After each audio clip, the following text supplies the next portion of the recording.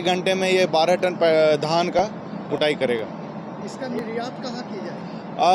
अभी जो हमारे पास अपॉर्चुनिटी है, मेनली जो यहाँ हमारे एरिया में जो धान होता है वो मिडिल ईस्ट की कंट्रीज़ हैं, फिर अफ्रीकन कंट्री में ही निर्यात होता है। बाकी जो मशीन है बहुत एडवांस टेक्नोलॉजी का लगा हुआ है।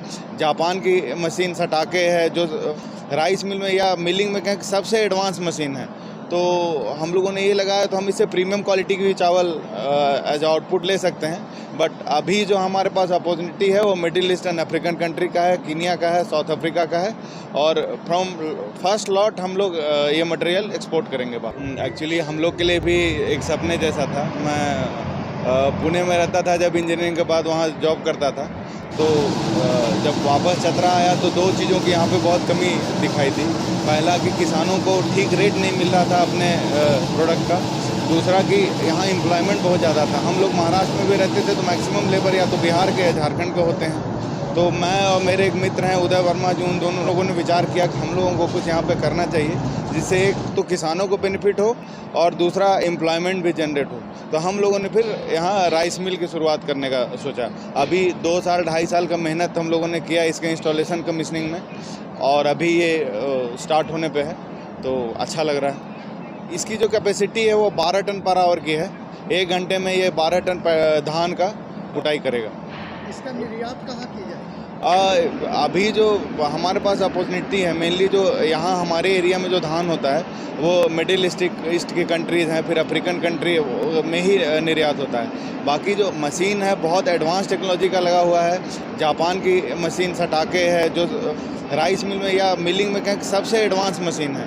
तो हम लोगों ने ये लगाया तो हम इससे प्रीमियम क्वालिटी की भी चावल एज आउटपुट ले सकते हैं। बट अभी जो हमारे पास अपॉर्चुनिटी है वो middle east and African country का है, कीनिया का है, साउथ अफ्रीका का है और फ्रॉम फर्स्ट लॉट हम लोग ये मटेरियल एक्सपोर्ट करेंगे बाहर। रोजगार के तौर पे डायरेक्टली और डायरेक्टली कितने लोगों को इसमें रोजगार मिला है? तो डायरेक्टली देखेंगे तो इस प्लांट में लगभग 200 लोग डेली बेसिस पे काम करेंगे और इनडायरेक्टली कहेंगे तो as a like transporter, trader and जो एंड कस्टमर है लगभग 1000 लोग इन्वॉल्व रहेंगे इस काम में। लाभ तो इसी साल से मिलना शुरू हो गया किसानों को। यहाँ पे जो ब्रोकर थे वो कम रेट पे लोगों से धान खरीदते थे किसानों से, अल्टीमेटली किसानों को क्रश करते थे।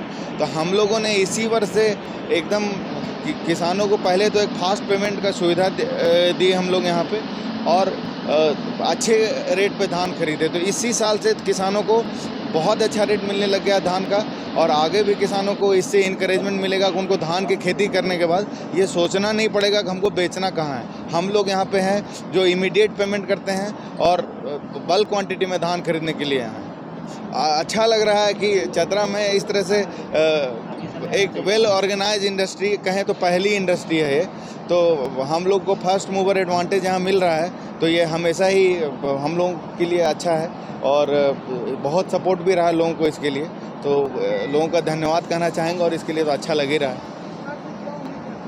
सरकार ने शुरू से ही इसके लिए बहुत सपोर्ट किया है हम लोगों को। सरकार का आप कह सकते हैं कि सरकार से सब्सिडाइज राइस मिली है ये पूरी तरह से। जो टोटल प्रोजेक्ट कॉस्ट है इसका लगभग 23 करोड़ तो हम लोग को इसका लगभग 35% सरकार से सब्सिडी मिल रहा है। और बाकी जो डे टू डे एक्टिविटी भी है इस प्लांट का उसमें भी जो डिस्ट्रिक्ट लेवल के अथॉरिटीज़ हैं फिर या फिर अदर डिपार्टमेंट्स है या फिर इंडस्ट्री डिपार्टमेंट हो, इलेक्ट्रिकल डिपार्टमेंट हो, सबसे बहुत सहयोग मिला है। नहीं तो इतना जल्दी ये इतना बड़ा सेटअप ग्राउंड पे आना डिफ़िकल्ट था। और डेटन ग्रेन्स ये कंपनी है जिससे हम लोग ये शुरू किए हैं। क्योंकि चतरा में ये पहला छोटा ही प्रयास है, लेकिन चतरा ज़िला का ये पहला फैक्ट्री कहिए या उद्योग कहिए ये लगा है। तो हम इस अवसर पर चाहेंगे कि सारे लोग आएँ, आपके माध्यम, आपके चैनल के माध्यम से, आप लोग के माध्यम से। बहुत लोगों को मैंने व्हाट्सएप किया है, निमंत्रण दिया है। जो लोग नहीं भी निमंत्रण किया है आपके चैनल के माध्यम से चाहेंगे कि सारे लोग आएँ और आशीर्वाद दें। मुख्य अतिथि सारे लोग हैं, उपायुक्त महोदय हैं, सांसद महोदय हैं, चतरा के दोनों विधायक हैं, बाकी विधायक हैं और गढ़वा विधायक जी आ रहे हैं और पूर्व मंत्री हैं सत्यानंद भोक्ता जी हैं, जिला परिषद के चेयरमैन हैं। जो भी चतरा में निवास करने वाले जनप्रतिनिधि हैं सारे लोगों को हमने आमंत्रित किया है। आज भी मेरे पिताजी सब्जी बेचते हैं। अब कभी भी मेरे गांव घर चल जाएं तो पिताजी को खेत में ही मिलेंगे। मेरा भाई है छोटा, उसको बेस्ट किसान का राज्यपाल द्वारा सम्मानित किया गया है। वो इजराइल भी गया है और आधुनिक तरीके से खेती भी करता है। तो यहाँ पे होता क्या था, किसान के तो लाभ है ही, सरकार का भी लगभग 4 से 5 करोड़ रुपया पर साल हर एक साल बचत है ट्रांसपोर्टिंग मद में। चूँकि यहाँ का धान रामगढ़, हजारीबाग और कोडरमा जाता था, तो जिसमें दोनों तरफ से, इधर से धान जाने का, उधर से चावल आने का, दोनों तरफ से ट्रांसपोर्टिंग लगता था। वो ट्रांसपोर्टिंग बचत होगा। दूसरा है कि चतरा में जो किसान है उचित मूल्य का धान मिलेगा। व्यापारी कम रेट में खरीदते थे, यहाँ जो मानक रेट होगा उस रेट पे यहाँ सबको मूल्य मिलेगा। उससे फ़ायदा होगा, तुरंत भुगतान होगा, इससे फ़ायदा होगा। और दूसरा है क्या रहे फ़ायदा कि जो बड़े किसान हैं, अगर वो चाहते हैं कि हम चावल ले जाएं तो अपना धान देंगे, चावल ले जाएंगे। हम लोग ये प्रयास अगले साल से करेंगे कि जो ये मानक के दर से 65 किलो या 60 किलो जो भी चावल निकलेगा 1 क्विंटल में, उतना हम लोग चावल देंगे, उनसे धान लेंगे। तो ये काफ़ी मतलब फ़ायदेमंद है।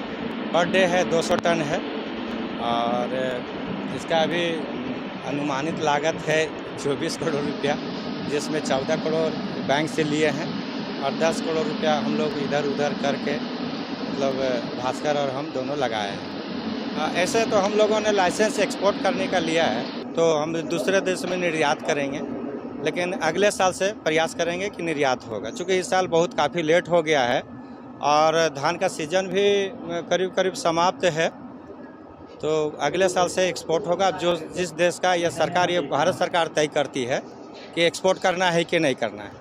अगर वो भारत सरकार एक्सपोर्ट का वो आदेश करेगी तो पूरे देश से चावल का निर्यात होता है। अभी गल्फ कंट्री में इंडिया से चावल जा